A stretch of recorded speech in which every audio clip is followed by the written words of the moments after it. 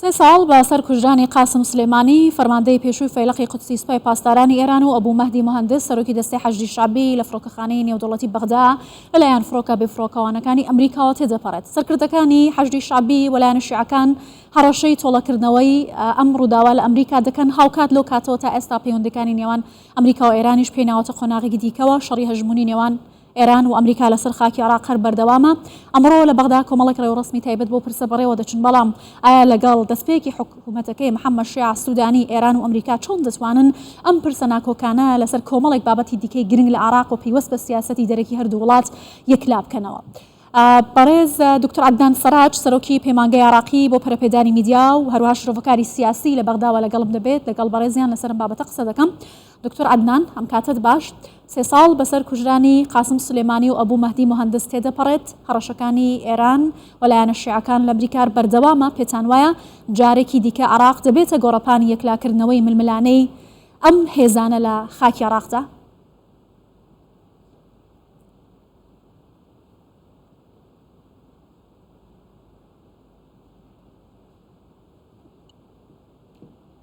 نعم، شكرا على هذه الاستضافة. سپاستان دەکەم.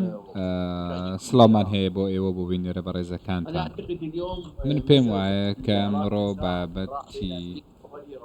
بابەتی ئەم تەنگژێکێ لە نێوان ئەمریکا و ئێران هەندێک دیعایەتە و حەربی نەفسیەکە دەکرێ و دەیانەوێت کە عێراق بکەن بە بەشێک لەو شەڕێکی هەیە لە دژی ئێران و ئێران هەموو کاتێکەمە بەکاردەهێنێت و دەزانێت دەڵێت کە نابێ خاکی عێراق بەکاربهێنرێ بۆ هەر هێرشێک لە دژی ئێران یا خود بۆ سەربەرژەوەندیەکانی ئەمریکا کە ئەمڕۆ عێراق دەبێتە بەشێک لەم ململانێ قبول کراو نییە، نە لەلایەنی سیاسی و نە لەسەر ئاستی حکوومەت ناوڕۆشەی کە هەشە لە پەیوەندی نێودەوڵەتیەکان و یاسا و دەستوورەمە قبول ناکە. بۆیە من پێم وایە کە ئەمڕۆ بابەتی هێرشکردن بابەتی ئەتیدا لەسەر سەروەری عێراق و هەروەها اختیالکردنی دوو کەس لە عێراق لەسەر ئاستی عێراق و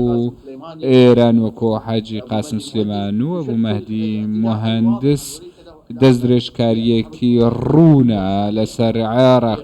ئەمە پەیوەندی بە شەڕی ئێرانەوە نییە، دوو کەس اختیال کراون، یەکێکیان جێگری سەرۆکی حەشدی شعبی کە مؤسسەیەکی حکومیە لە عێراق.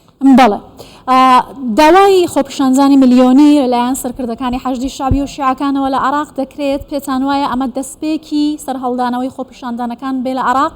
هەڵوێستی سەدر لەم بارەوە چۆن دەبینن؟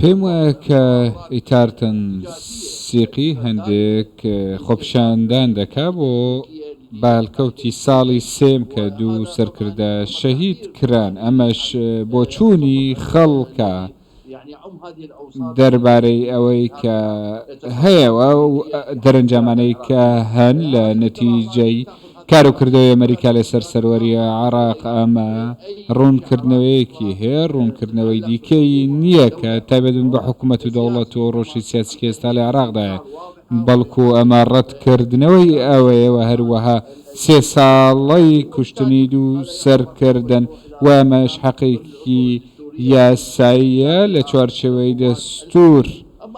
بەڵام دەربارەی بەڕێز سەدر من پێم وایە کە بەڕێز سەدر تەوەجوه هاتوو بۆ چوونی خۆی هەیە کە حکوومەت کار بکە بە شێوەیەکی خزمەت گوزاری و هەروە خەڵک لە خۆی ڕازی بکات. بەڕێز سەدر من پێم وایە بە هیچ شتێک هەڵناستەوە، هیچ حرەکەیەکی نابێ بەرامبەر بە و حکوومەتە و ئەو واقع سیاسی و جڤاکەی کە هەیە جمهوری هەیەوە، ئەویش بۆ خۆی کەسایەتی خۆی دیارە. بەڵام ئێستا بەڕێز سەدر بە هیچ کارێک هەڵناستێ دژی حکوومەت و هەروەها کە ئەمە دوو مانگێکە حکوومەت پێک هێنراوە و ئەمەش جوودێکی حکوومەتەکە سەرکەوتنی هێناوە لە پێدانی خزمەتگوزاری و لایەنە سیاسیەکانیشی نزیک کردوتەوە بۆ باشە ئەمریکا بە هەستیاریەوە مامەڵە لەگەڵ حکوومەتە نوێیەکەی محەممەد شیع سوودانی دەکات کە زۆرینەی پێکاتی حکوومەتەکەی سەر بە چوارچەوەی هەماهەنگی و لایەنەکانی سەر بە ئێرانن. پێتان وایە سوودانی دەتوانێت پارێزگاری لە حکوومەتەکەی بکات بەرامبەر بە ئەو هەوڵانەی کە دژ بە حکوومەتەکەی هەیە؟ ئەمریکا ڕۆڵی لێرەدا چی دەبێت؟